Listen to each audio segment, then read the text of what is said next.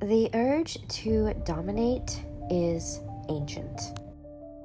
Free election of masters does not abolish the masters or the slaves.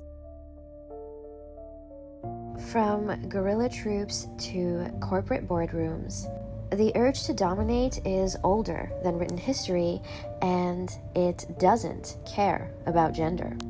Swap the crown from a king's head to a queen's, the rules of the game often stay the same. Sometimes it's war and land grabs. Other times it's social leverage, cultural gatekeeping, or the 50 Shades of Grey kind of I'm in charge fantasy. Let's talk about the 50 Shades fallacy.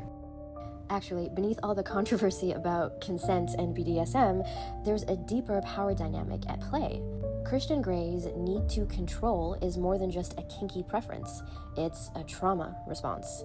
He dominates because he was once powerless. The story accidentally reveals something profound. Domination isn't about gender, it's about unresolved power wounds seeking expression. This same pattern plays out across history, biology, and culture. We keep thinking that if we just put different people in charge, women instead of men, the oppressed instead of oppressors, will solve the domination problem. But what if we're just playing musical chairs on the Titanic? Game of Thrones was a documentary, and it showed us something uncomfortable. Power corrupts regardless of who wields it. Daenerys started as a liberator, freeing slaves and breaking chains. By the end, she was barbecuing civilians from Dragonback, convinced that her violence was righteous. The show's brutal lesson? Revolution often just creates new tyrants. Fiction or pattern recognition? History is littered with liberation movements that became the very oppression they once fought. When the antidote contains the venom. In Lucid Framework 1, I talk about how the antidote always contains the venom, meaning the very trait, force, or energy that saves you in one context can poison you in another. Domination works like that. The fire that topples a dictator can burn villages when left unchecked. The charisma that unites people can become the cult of personality that silences them. Liberation movements carry the same raw power as oppressive regimes. The difference is in how it's stewarded, and history shows that we're terrible at stewardship. That's why Daenerys Dragonfire and Christian Grey's leather straps are the same story at different scales. Someone once powerless learning to control the room, and not always knowing when to stop. The dominance déjà vu, a timeline. Here's what's wild. The urge to dominate shows up under both matriarchal and patriarchal systems across every era. It's like humanity is stuck in a loop and we keep hitting the same boss level no matter who's holding the controller. On a biological level, even animals don't escape.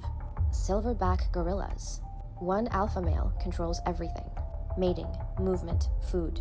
Beats challengers bloody to stay on top. In elephant herds, the matriarch decides migration routes and social rules. Loving? Sure. But cross her and watch younger elephants get shut out of water resources. Chimpanzees. Males form House of Cards-style alliances to dominate rivals and hoard mating rights. Bonobos.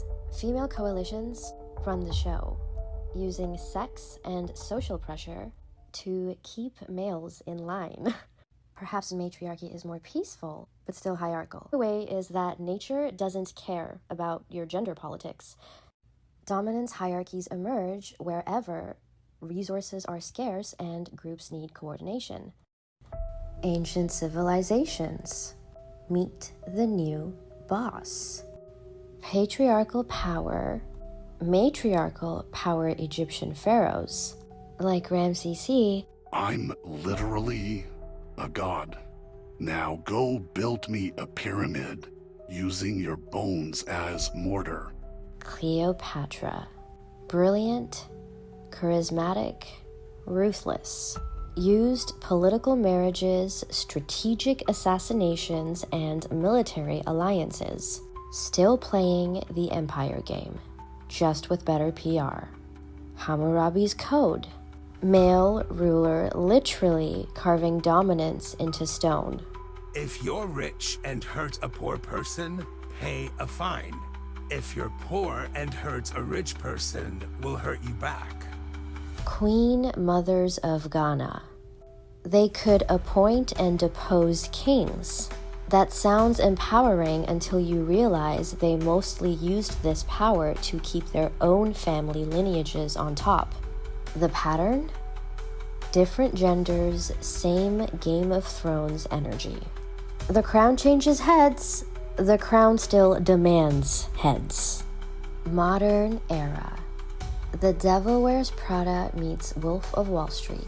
Patriarchal corporate domination. Matriarchal corporate domination.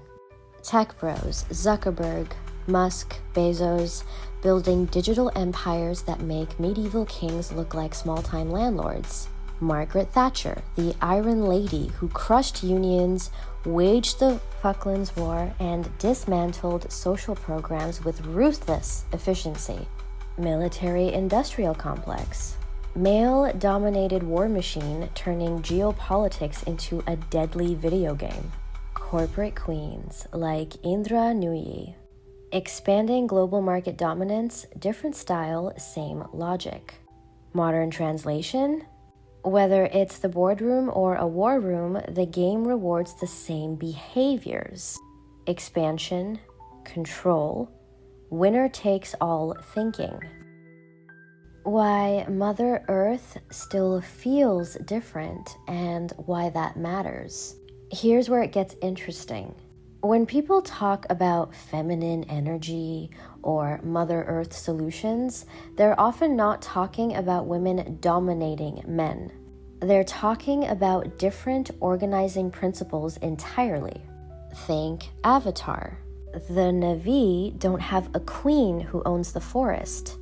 They have a spiritual connection to an ecosystem where everyone has a role. When humans bring their domination extraction mindset, it literally kills the planet. The difference? In patriarchal or matriarchal hierarchy, someone's on top, someone's on the bottom. Zero-sum game. In partnership or an ecological model, it's a circular relationship, renewable resources, and mutual thriving. The matrix problem. You can't just choose the red or blue pill. Remember the Matrix, Neo thought the choice was between the fake world, which was the blue pill, and the real world, the red pill. But here's what Morpheus didn't tell him. Zion was still hierarchical. They had commanders, soldiers, and outcasts. They escaped one matrix only to build another. This is the matriarchy trap. Flipping the power structure doesn't change the structure, it just changes who gets to press the boot down. Real examples of the pattern. Russian Revolution. Overthrew Tsar, got Stalin. French Revolution. Chopped off the king's head, got Napoleon. Chinese Revolution. Ended imperial dynasty, got Mao. Same energy, different faces. What actually works? Community versus The Walking Dead. 2 TV shows, 2 different responses to social breakdown. In The Walking Dead, survivors immediately default to strongman leadership, tribal warfare, and resource hoarding. Every season, someone's trying to be the alpha, and it always ends in violence. Community, a dysfunctional study group, learns to navigate conflict through weird, consensus-building, rotating leadership based on expertise, and accepting that everyone's a little broken. Okay, it's a comedy, but stay with me. The difference? One show assumes scarcity and competition. The other finds abundance through collaboration. The real solutions that actually exist. Indigenous examples that lasted centuries.